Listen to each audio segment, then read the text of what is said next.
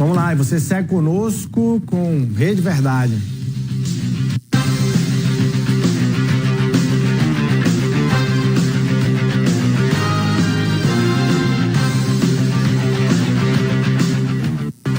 Olá, minha Paraíba, muito boa tarde. Segunda-feira, estamos começando a semana, 13 de novembro de 2023. Que bom, que alegria poder encontrar você aí acompanhando toda a programação da sua TV Arapuã e seguindo junto conosco agora no Rede Verdade.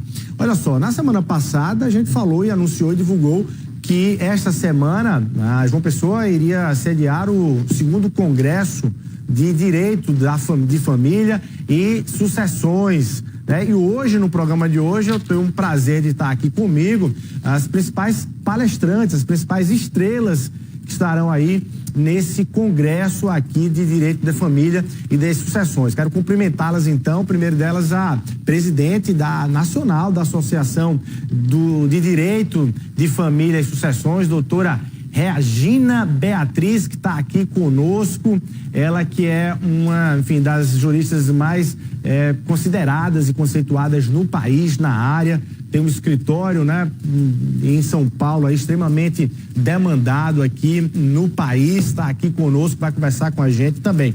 Ao lado dela também, representando aí um grupo muito forte aí de palestrantes também, ela que veio da Argentina, já foi desembargadora lá na Argentina, não é isso? Doutora Graciela Medina, também jurista, especialista no tema, vem também dar sua contribuição ao debate aqui. Deixa eu cumprimentá-las então. Doutora Regina, muito boa tarde, sejam muito bem-vindas à Paraíba, muito bem acolhidas aqui em João Pessoa. Muito boa tarde. Uma boa tarde. Aliás, o acolhimento da Paraíba, a nossa associação, a ADEFAS, a Associação de Direito de Família e das Sucessões, é sempre o melhor do Brasil. E tanto é assim que esse já é o 2º Congresso Internacional. Nós tivemos um há 2 ou 3 anos, estamos fazendo este, e no próximo ano de 2025 vamos fazer um 3º com magistrados, juízes de toda a América Latina. Vamos reunir aqui. E esses magistrados quiseram a Paraíba. Eu dei a eles opções, só que nas opções, claro, essa cidadã paraibana puxou um pouquinho pela Paraíba. Que bom, privilégio nosso ter mentes tão brilhantes aqui. É por isso que o Congresso está completamente, já no dia que a gente já anunciava, já tinha muita procura e muita demanda, por isso que o Congresso está muito bem procurado. Deixa eu cumprimentar a doutora Graciela, então. Muito obrigado, seja muito bem-vinda, né, aqui na Paraíba. Muito obrigado. Muchas gracias, boa tarde. En el año 2025 vamos a hacer acá en Paraíba el 15 Congreso de la Asociación Latinoamericana de Jueces y Funcionarios para los Niños, conjuntamente con ADEFAS, la Asociación de Derecho de Familia y Sucesiones mayor de todo Brasil. Que bacana, bom demais. E aí estamos acompanhando também, que estão aqui nos bastidores, nos estúdios também, e outras figuras que estarão palestrando, né? Daqui a pouco o doutor Gato está aqui conosco também, falando um pouco. Doutora Regina, para a gente, na verdade, contextualizar quais os destaques principais desse congresso, dessa edição. O que é que você destacaria aí de importante que será debatido, será discutido, será colocado à luz aí de quem for por lá? Direitos humanos, ou seja, esses direitos fundamentais que estão previstos na Constituição Federal dentro da família.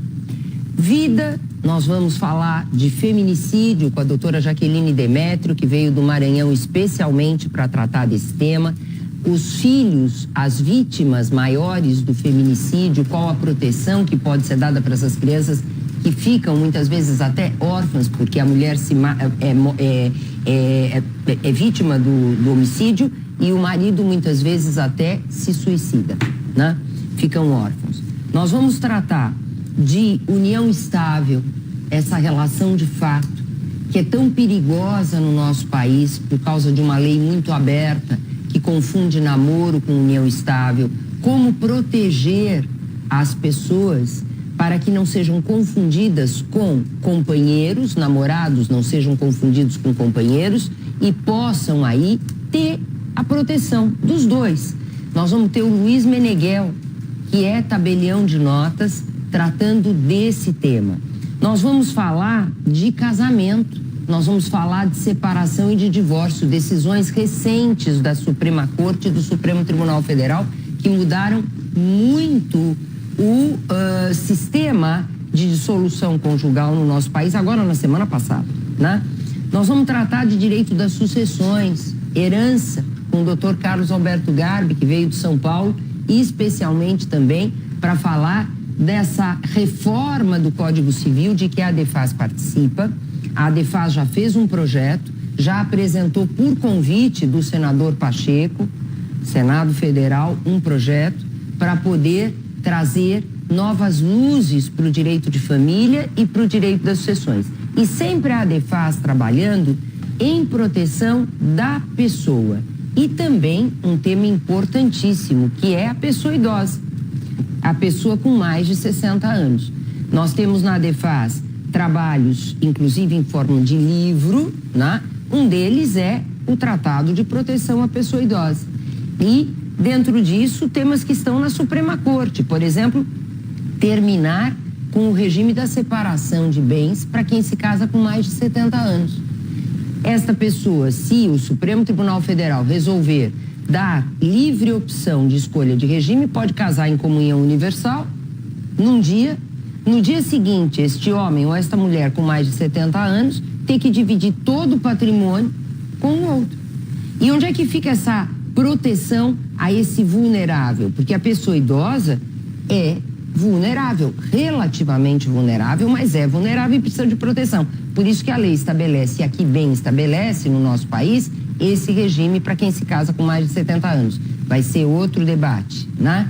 E assim, reprodução assistida, barriga de aluguel, como é chamada popularmente, que é a gestação de substituição, com o Dr. Júlio Rivera, com a Ana Cláudia Brandão, que vem de Pernambuco, aqui também para falar desse tema. O Dr. Júlio Rivera veio da Argentina, é o marido da doutora Graciela Medina, e os dois são representantes e presidentes da ADEFAS na Argentina.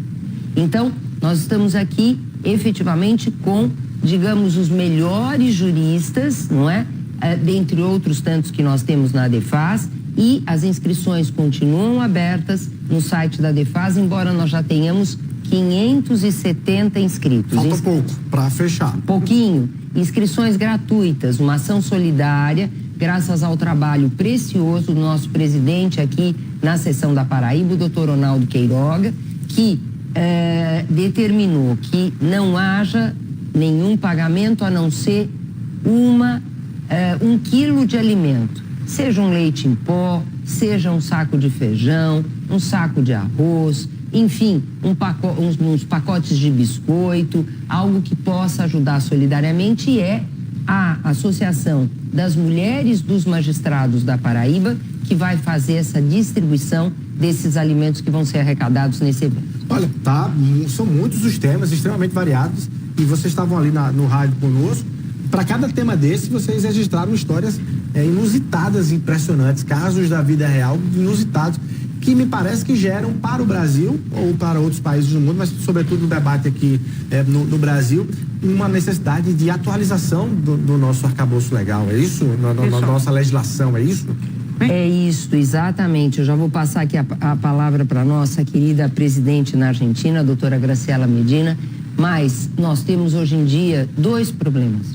Nós temos um Código Civil que precisa ser reformado, como será, esperamos que da melhor maneira, e nós temos uma atuação da Suprema Corte, do Supremo Tribunal Federal, que está, muitas vezes, infelizmente, ultrapassando os seus limites, porque cada poder é um poder. Poder judiciário é poder judiciário, poder legislativo é poder legislativo. Mas quando o poder legislativo não reage, a Suprema Corte acaba tendo que reagir, né? Então a gente está vivendo essa situação em direito de família, em direito das sucessões, mas vou lhe dizer, a ADEFAS já teve um êxito fantástico nesses últimos anos, que foi a consagração no Supremo Tribunal Federal do princípio da monogamia. Queriam que 3, 4, 5 pessoas, um grupo aí, queria que 3, 4, 5 pessoas, que fez o processo chegar lá no Supremo, pudessem criar filhos, o filho sem reconhecer quem é o pai, os chamados trisais. A ADEFAS conseguiu a proibição deste tipo de escritura pública que estava sendo feita em São Paulo e no Rio de Janeiro. Queriam que amantes... Sob alguma reação e alguma ameaça do ponto de vista do debate público, não? Ideológico, não? Sob a ameaça de desestruturação da monogamia, que é a base de todos os países ocidentais. Nós temos somente numa menor parte da Ásia, no mundo, e na maior parte da África, com os menores IDHs do mundo, a poligamia como sistema. Queriam implementar a poligamia no nosso país. A ADEFAS venceu isto no Conselho Nacional de Justiça e também no Supremo Tribunal Federal, onde este mesmo grupo queria dar direitos para amantes, como se amante estivesse na mesma posição da viúva ou o amante do viúvo, com o mesmo direito à herança, e se não fosse morte a causa da extinção do casamento, se houvesse uma dissolução, com direito a bens, a patrimônio, e a ADEFAS trabalhou, lutou e a Suprema Corte acolheu todos os fundamentos da ADEFAS. Amante é amante, esposa é esposa, amante é amante, marido é marido, amante é cúmplice de adultério, amante não tem direito, faz isto porque quer, então que assuma as consequências. Olha aí, que tinha uma história de vulnerabilidade nesse sentido, é um trabalho de proteção nesse sentido, doutora Graciela.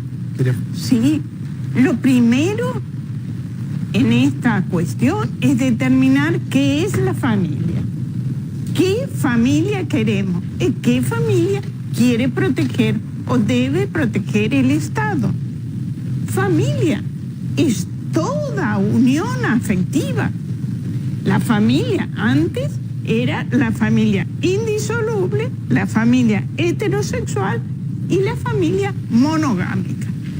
En 30 años desapareció la indisoluble, desapareció la familia heterosexual como única y surge la familia homosexual. Hoy debemos proteger como familia cualquier reunión. Por ejemplo, usted con 2 mujeres es una familia. Yo, Estado, tengo que darle iguales derechos. Eso lucha ADEFAS. Sí. Por una familia hoy monogámica, que es la base de la familia occidental. Entendemos que algunas religiones, para algunos países, tengan familias poligámicas, pero no que cuando 3 hombres viven juntos tengan los 3 derecho a pensión, derecho a trabajador, derecho de salud. Eso no es una familia. Familia es monogamia. Seja formada por um homem e uma mulher, seja formada por 2 homens, seja formada por 2 mulheres. E dentro desse tema, que é um tema que está sempre em debate e em transformação também, qual é a visão que vocês têm hoje do ponto de vista da nossa legislação? Precisa avançar ainda, não precisa? Deixou algo desprotegido em algum sentido das relações das famílias não heterossexuais? Muito. Precisa sim. O que a Suprema Corte decidiu, e na nossa opinião decidiu muito bem, já há muitos anos, de proteger o casamento e a união estável de 2 homens e de 2 mulheres não está na lei. Isso precisa vir para a lei. E o projeto da ADEFAS contempla as relações monogâmicas, ou seja, de 2 homens ou de 2 mulheres. Todo o sistema, não só no direito de família, no direito das sucessões, mas na previdência social, nos seguros e planos de saúde, em todas as associações, tudo é sistematizado em cima de um casal, homo ou heterossexual, e não de 3, 4 pessoas. Imagine o seguinte, um paga a previdência social, vai lá, faz o recolhimento, e 3, 4 pessoas podendo receber pensão multiplicada. Isso vai acabar com a matemática atuarial da própria Previdência Social, do próprio INSS. E quem vai sofrer são todas as pessoas que vão ser prejudicadas por isso. O Brasil é monogâmico. Quem quer viver em poligamia, vai viver nos países que adotam a poligamia. Quem quer viver no Brasil, ou vive em poligamia, que é uma opção, mas vai viver sem os direitos garantidos. Bom, os temas são muitos, a gente teria aqui muitas horas para debater. Vocês falaram, muito interessante, dois temas antagônicos, inclusive, que é uma da violência doméstica e principalmente, majoritariamente, a mulher como vítima, né, do feminicídio, de números estão crescendo. Eu queria saber sobre esse tema aqui, que é antagônico a um debate sobre a história e é majoritariamente também uma reclamação masculina, me corrija se eu estiver errado também, até do ponto de vista de conflito judicial, do homem reclamando da mulher que está ali no relacionamento atrás dos seus bens, da sua herança, do seu patrimônio. Como é que a gente, nesses dois casos aqui, o que é que a gente está precisando avançar? Nós precisamos avançar especialmente no combate à violência doméstica, quando você fala da proteção à mulher vítima da violência doméstica, e efetivamente ainda existe, né, muito a fazer em políticas públicas. A Lei Maria da Penha, conhecida por todos, né, pode ter sido uma lei feita de uma maneira não técnica? Foi. Mas ela é muito boa. A lei é boa, a lei protege, mas se não tivermos políticas públicas que acompanhem o que a lei manda fazer, nós não vamos chegar lá. E dentro dessas políticas públicas, eu digo isso sempre como presidente da ADEFAS, é desde o primeiro ano escolar, conscientizar o que é a violência doméstica, os males da violência doméstica, que fazem mal para todos, né? Não só para a mulher, né? E mostrar que não é porque o pai pratica violência doméstica em casa que essa criança vai ter que seguir o mesmo exemplo. Porque no fim e ao cabo, isso que acontece, vai passando de pai para filho. Então, a escola é fundamental. E para isso precisa ter o quê? Um trabalho muito bem feito pelo Ministério da Educação para poder trazer isso para as escolas. É a educação, é a formação. É isso que vai corrigir a violência doméstica no nosso país. Porque o resto é para correr atrás do prejuízo. Com a educação, nós vamos ter toda essa prevenção. E aí nós vamos conseguir fazer do nosso país um país sem violência doméstica. É certo. Educação é o primeiro. Pero, ¿por qué la mujer tolera la violencia doméstica? Muchas veces por problemas económicos. La mujer tolera porque no tiene que comer ella y sus hijos. Por esa razón, la política pública principal es ayudar económicamente a la mujer que sufre violencia doméstica durante un periodo de tiempo para que esa mujer pueda salir. En nuestro país tenemos reciente legislación que da un apoyo, un salario mínimo a la mujer víctima de violência doméstica, 6 meses. 6 meses. Garante o mínimo da condição econômica, financeira ali, para ela sair daquele ciclo. Para a saída, para que ela não tolere mais. Porque quem tolera chega ao feminicídio. E outra política pública é a ajuda a los hijos víctimas, los filhos víctimas del feminicídio. Ellos son las víctimas. Padre muere o va preso, madre muere por violencia. Es los filhos. En nuestro país hace 4 años que tenemos una ayuda de una pensión hasta los 21 años para los filhos. Os filhos, vítimas e órfãos disso. Bom, vamos deixar o tema da relação, né, das relações para doutor Gabi, quando ele no próximo bloco, e os riscos, né, patrimoniais de relações desse sentido aí.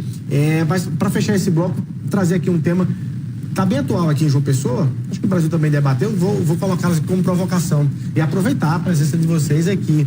Tem um debate na Câmara Municipal de João Pessoa, aprovou um projeto de lei em que os pais ficam proibidos, proibindo a presença de menores em desfiles LGBT.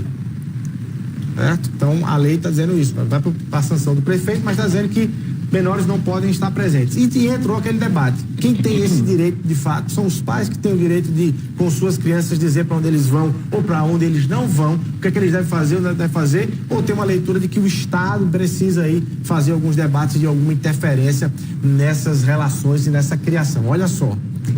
Essa matéria é extremamente importante também. Por quê? A quem cabe a educação dos filhos, a formação, o caminho, a condução? É o pai e a mãe, ou a mãe e o pai. Não tem o Estado aí? Não. A princípio são pai e mãe que educam, formam e escolhem os rumos que o filho vai tomar na sua educação, na sua formação. Porém, eu não estou falando desse assunto especificamente, precisaria de uma análise muito mais profunda, né? Como é que esses desfiles estão sendo feitos, se há pessoas sem roupa e em situações que são constrangedoras para qualquer pessoa, inclusive para os próprios homossexuais que não aceitam, trajes e roupas que são efetivamente até crimes que poderiam ser qualificados até como crimes de atentado ao pudor público, né, ao decoro, né? Então, tudo isso precisaria de uma análise maior, né? Em São Paulo, eu vou lhe dizer, efetivamente, esse último foi uma vergonha. Uma vergonha. Por quê?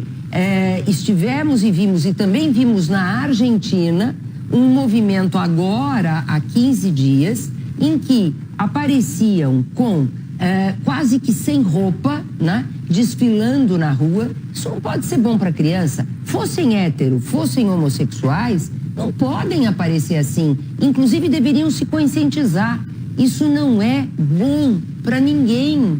Isso desmoraliza algo que é tão importante, que é a proteção das pessoas homossexuais. Então, os exageros são sempre ruins. Talvez por isso, aqui na Paraíba, tenham feito esta lei que está indo para a sanção do prefeito. Talvez seja isso. Eu vou dizer, na Argentina eu vi isso. Em São Paulo eu vejo isso, né?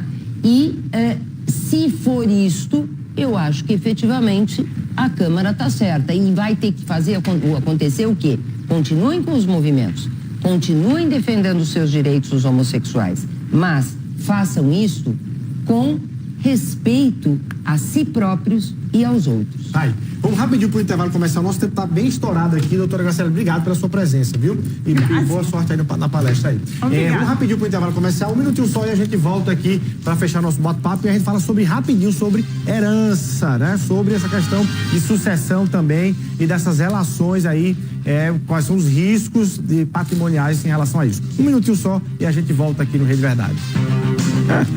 Ok, estamos de volta ao vivo aqui no Rede Verdade, hoje com as presenças das participantes aí do 2º Congresso Internacional de Direito de Família e Sucessões, que vai ser realizado aqui em João Pessoa, abertura hoje às 19 horas lá no auditório da Uniesp. Quem está aqui comigo é a doutora Regina Beatriz, ela que é presidente da Associação de Direito de Família e Sucessões, a DEFAS, né? Uma sumidade ali, uma referência na área. E agora, doutora Graciela sai aí no primeiro bloco, entra aí doutor Garbi, também uma referência do direito de família e sucessões, especialmente.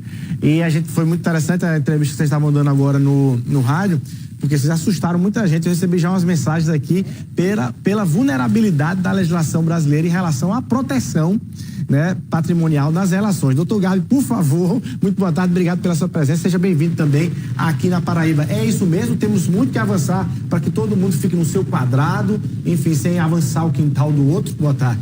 Boa tarde. Fico muito feliz de ter essa oportunidade de falar do direito das sucessões, nesse momento de revisão do Código Civil. E eu vou destacar aqui algumas questões que as pessoas vivem isso e nem sempre tem a reflexão adequada, né, sobre o que precisa mudar. Por exemplo, nós temos na família, todos nós sabemos disso, temos filhos deficientes, filhos que têm boa condição de saúde, mas são tratados igualmente na sucessão. É algo que precisa ser repensado. Filhos deficientes são dependentes muito mais do apoio dos seus ascendentes, dos pais, e na sucessão não pode ser diferente em relação a outros filhos também. Nós temos outras questões. O direito brasileiro estabelece o direito de habitação para o cônjuge, companheiro, sobrevivo, né? O viúvo, por tempo indeterminado e sem nenhum requisito temporal anterior. Então, se ele viveu algumas horas em companhia do outro, ele tem o direito de manter a moradia na casa que pertence a outro por tempo indeterminado, aos filhos, em prejuízo da legítima, do direito da descendência. Então é algo que precisa ser repensado. Nós temos também no direito sucessório hoje uma vinculação do patrimônio com o casamento. O casamento é uma união entre as pessoas, é uma união de amor, é uma união afetiva. Não é uma união de patrimônio, mas o patrimônio está relacionado, vinculado ao casamento. Casou, seu patrimônio se vincula a outra pessoa, sem que você possa dizer de forma diferente. Então, é preciso mudar, fazer essa desvinculação do patrimônio com a pessoa, e para que as pessoas sejam mais felizes. E para além disso, essa associação patrimônio e casamento, essa associação do patrimônio está em relações anteriores ao casamento. Exatamente. Que tornam ainda mais vulnerável esse patrimônio. Porque hoje em dia a gente não pode mais dizer, como sempre comenta o Dr. Garbi, que é o vice-presidente nacional da DEFAS, é uma autoridade, um grande jurista, especialista nessa área. Não há mais aquele casamento que vai para o resto da vida. Alguns vão, esperamos que muitos fossem, mas os casamentos se fazem e se desfazem. Então, como é que pode ter uma pessoa casar por um regime de separação de bens, escolher o regime de separação de bens e, na morte, a outra pessoa, o viúvo, se tornar seu herdeiro? Quer dizer, não faz sentido. Se escolher o regime de separação de bens é para dissolução em vida no divórcio, também pela morte. Então, nós temos que mudar o sistema do nosso Código Civil, que foi inspirado, não é que criaram, não é que a comissão que fez o Código Civil de 2002 inventou isso. Era o sistema do direito português, que é um belíssimo ramo de direito estrangeiro, mas que já não estava mais adaptado à época em que vivemos. Eu vou usar aqui uma expressão mais genérica, e talvez até, assim, sendo um pouco mais rasteiro e grosseiro, mas assim, na verdade, do jeito que está, estimula o aventureiro ou a aventureira. É isso, assim, posso ser grosso. Assim, o golpe do baú. Pode falar nisso, o golpe do baú. Estimula. Brincadeiras à parte, tomou um sorvete, já entra em risco. Depois do sorvetinho, já entra em risco na relação. E o pior, judicializa, né?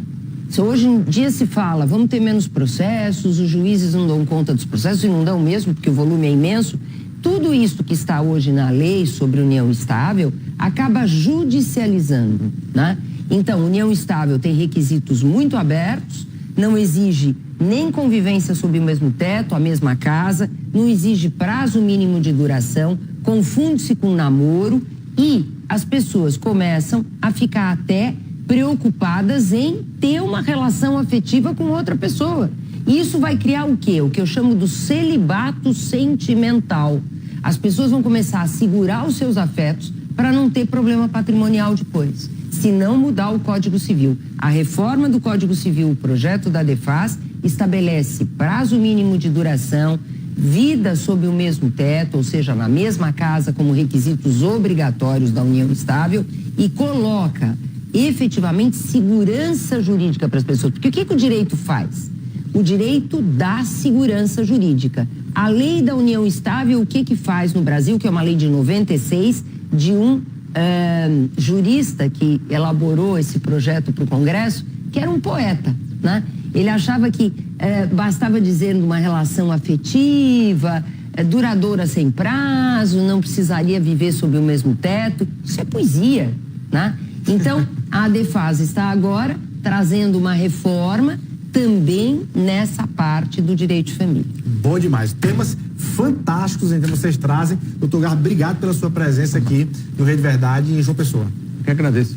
Bom demais. Doutora Regina, muito obrigado. Parabéns aí por todo o trabalho da ADEFAS. Sejam sempre muito bem-vindos e bem-vindas aqui na Paraíba. Muito obrigada por essa oportunidade. Inscrevam-se no site da ADEFAS. Estamos no finalzinho das vagas. A Uniesp, através do professor Donato, ampliou o auditório para 700 vagas, mas estão terminando. Basta 1 quilo de alimento. Venham conversar conosco esta noite a partir das 19 horas e amanhã a partir das 14 horas aqui em João Pessoa. E no dia 16 em Campina Grande. Campina Grande, muito bom. Bom demais. Vamos ficando por aqui. A você o nosso abraço. Muito obrigado sempre pelo carinho da sua audiência. Até amanhã, se Deus quiser.